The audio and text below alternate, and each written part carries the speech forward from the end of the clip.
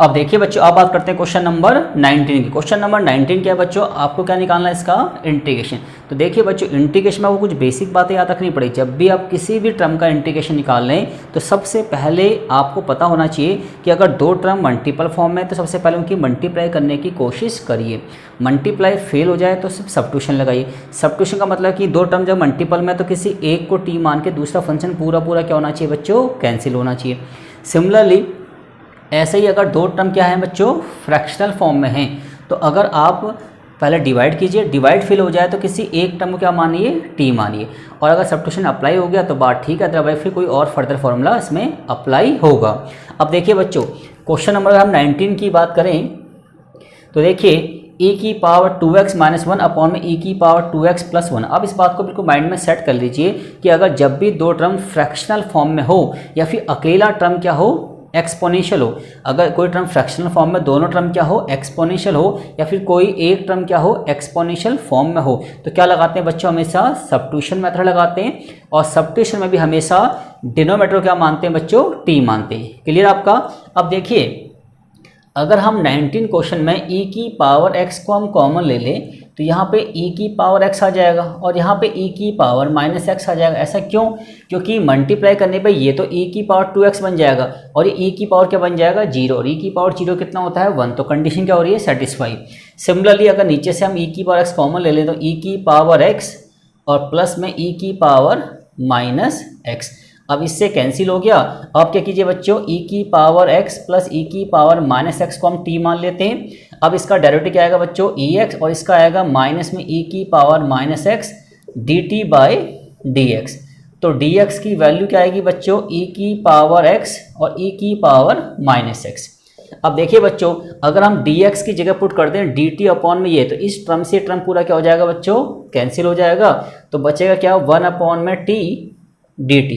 तो इसका आंसर क्या आएगा बच्चों, log t। और t का मतलब क्या है, e की पावर x प्लस e की power minus x plus c। ठीक है बच्चों। अब बात करते हैं क्वेश्चन नंबर क्या, 20 की।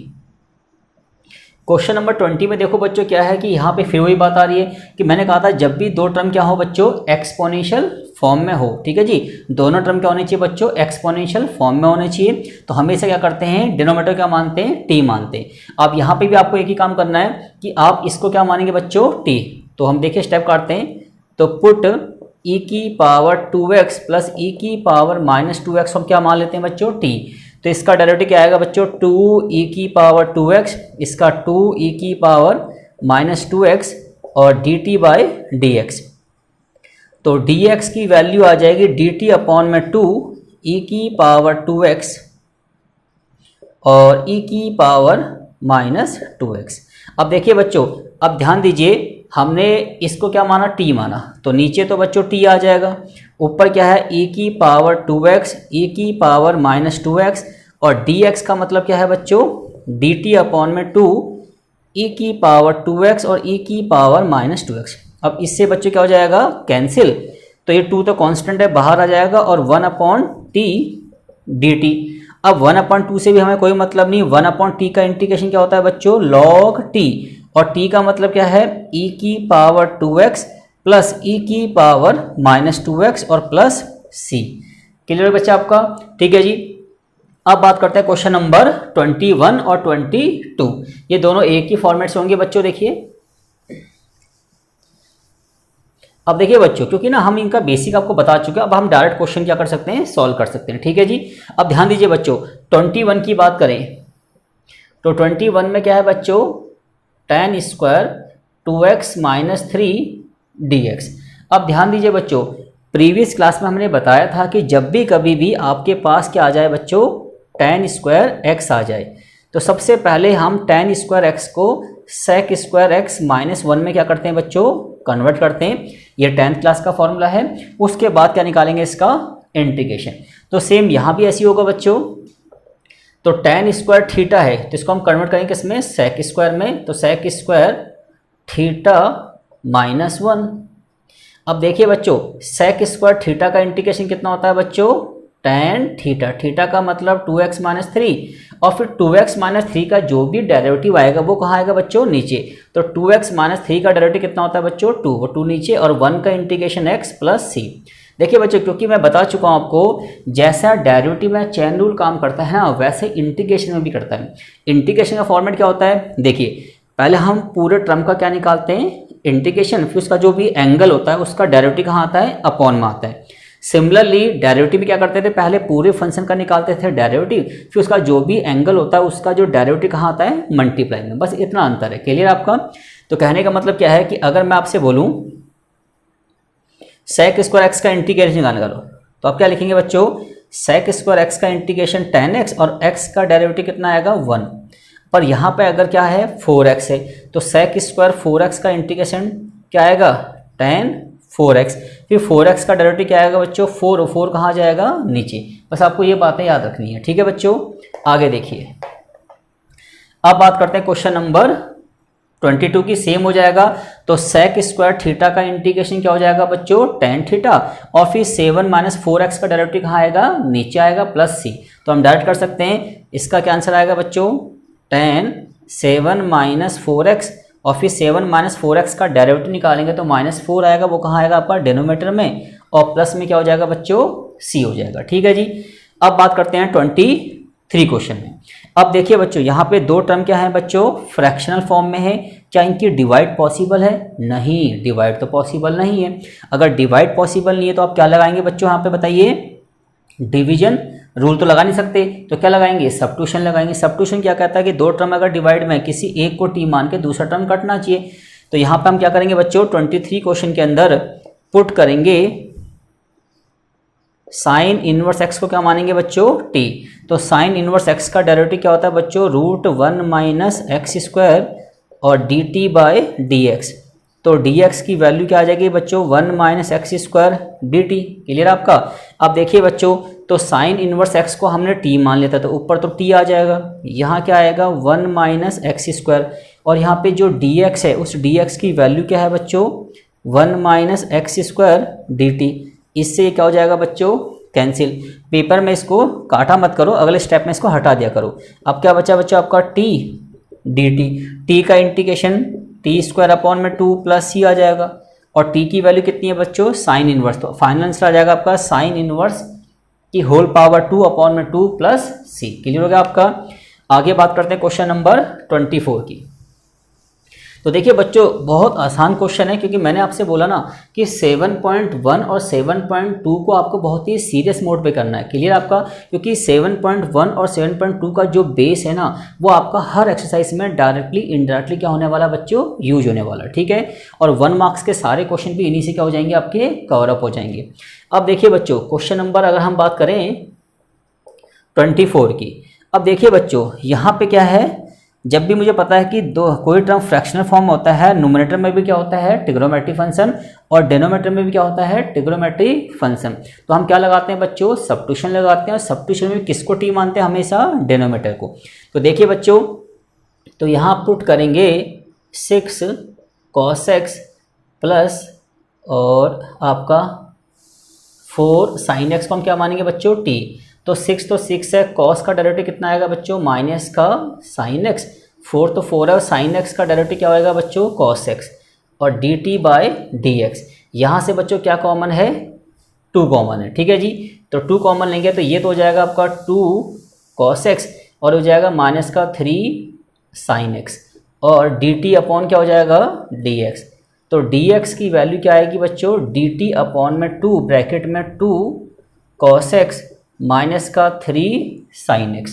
अब देखिए बच्चों, अगर हम dx की जगह ये वैल्यू पुट करेंगे तो देखिए बच्चों क्या आएगा फाइनली आंसर, ये जो 2 है ये तो बाहर आ जाएगा, और dx की जगह वैल्यू पुट करेंगे तो 2 cos x minus 3 sin x से हमारा ये टर्म क्या हो जाएगा, कैंसिल। तो हमारा फाइनली क्या बचेगा, 1/t dt, और 1/2 तो कांस्टेंट है, 1/t का इंटीग्रेशन क्या होता है बच्चों, log t, और t का मतलब क्या है 6 cos x plus 4 sin x plus c। Clear हो गया आपका बच्चों? अब देखिए, अब बात करते हैं क्वेश्चन नंबर 25 की।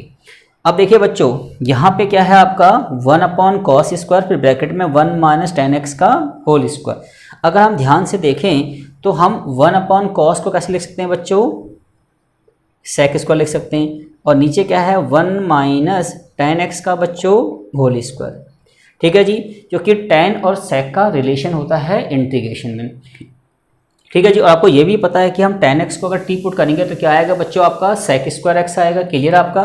तो देखिए आप क्या करेंगे, या तो आप ओनली tan x को t पुट कर लीजिए, या तो इस पूरे को क्या कर सकते हैं t, क्योंकि क्वेश्चन पे कोई इफेक्ट नहीं पड़ेगा। तो हम देखते हैं 1 - अगर हम सिर्फ tan x को t पुट कर लें तो 1 का डेरिवेटिव 0 और tan x का डेरिवेटिव कितना आएगा बच्चों, sec स्क्वायर, और यहाँ लिखेंगे dt/dx। तो dx की वैल्यू क्या आएगी, dt अपॉन में माइनस का sec स्क्वायर x। ठीक है बच्चों, अब आपको फाइनली क्या करना है बच्चों, जहाँ पे आपका dx है वहाँ पुट करेंगे dt अपॉन में माइनस का sec स्क्वायर x। तो sec स्क्वायर x से ये क्या हो जाएगा, कैंसिल, माइनस का इफेक्ट बाहर आएगा, ये बचेगा 1/t स्क्वायर। इसको हम ऐसे लिख सकते हैं t की पावर -2 और dt, और t की पावर -2 का इंटीग्रेशन कैसे निकालते हैं ये आपको पहले से ही पता है। फिर फाइनली क्या करेंगे, लास्ट में पहले इसका इंटीग्रेशन निकालेंगे, फिर t की वैल्यू क्या पुट कर देंगे, 1 - tan x। आपका आंसर क्या कर जाएगा बच्चों, मैच कर जाएगा। मैं पूरा क्वेश्चन इसलिए सॉल्व नहीं करा रहा क्योंकि आपको बेसिक आ चुका है, बस आपको हल्की हल्की क्या बतानी इन क्वेश्चनों में, ट्रिक बतानी कि किसको t माने। ठीक है बच्चों, आगे बात करते हैं क्वेश्चन नंबर 26 की। अब देखिए बच्चों, क्वेश्चन नंबर जो हमारा 26 है उसमें क्या है, cos √x अपॉन में √x। अब देखिए बच्चों, अगर हम इस √x को t माने तो √x का जो डेरिवेटिव होता है वो 1/2 √x आता है। बट इस √x से ये √x कैंसिल नहीं हो सकता, क्योंकि ये √x तो cos का एंगल है, और कभी भी किसी चीज़ का एंगल कैंसिल आउट नहीं होता, पूरा फंक्शन ही क्या होता है, हमेशा कैंसिल होता है। तो इस हिसाब से हम क्या करेंगे, हम ऊपर वाले √x को क्या मानेंगे, t मानेंगे। अब देखिए बच्चों, तो dt/dx इक्वल टू 1/2 √x, तो dx की वैल्यू आएगी 2 √x dt। अब फाइनली क्या हो जाएगा बच्चों, हमने इस √x को t माना था, तो ये तो हो जाएगा आपका cos t, ये आपका √x, और यहाँ पर आ जाएगा 2 √x dt। ठीक है बच्चों, अब ये 2 जो है वो तो कांस्टेंट है, और √x से √x कंपेयर हो गया, तो क्या बचा बच्चों आपका cos t dt। और हमें पता है cos x का इंटीग्रेशन sin x होता है प्लस का, तो cos t का क्या आएगा बच्चों, sin t प्लस c। ठीक है जी, और sin तो sin है, और t की वैल्यू कितनी थी बच्चों, √x प्लस c। ठीक है, आपका फाइनल आंसर आ गया। ऐसे ही बात करते हैं बच्चों 27, 28। अब देखिए बच्चों, इस बात को भी आप माइंड में सेट कर लीजिए कि अगर दो टर्म मल्टीपल फॉर्म में है या फिर क्या है फ्रैक्शनल फॉर्म में है, और एक टर्म हमेशा रूट में है और एक विदाउट रूट में, तो अगर आपको वहाँ पे सब्स्टिट्यूशन लगाना भी है ना, तो हमेशा रूट वाले टर्म के अंदर वाली वैल्यू क्या मानते हैं, हमेशा t मानते हैं। इस बात को माइंड में सेट कर लीजिए। अब देखिए बच्चों, तो इसका मतलब इस क्वेश्चन में हम किसको t मानेंगे बच्चों, 27 में 27 क्वेश्चन के अंदर हम पुट करेंगे sin 2x को t मानेंगे। इसका डेरिवेटिव क्या आएगा बच्चों, sin 2x का cos 2x, और 2x का डेरिवेटिव 2, और ये हो जाएगा dt/dx। तो फाइनली dx की वैल्यू क्या आएगी बच्चों, dt/2 cos 2x।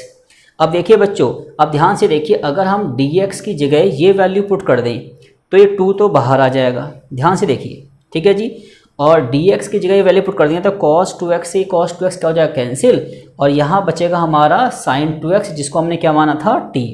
तो ये हमारा हो जाएगा। अब देखिए बच्चों, 1/2 से हमें कोई मतलब नहीं।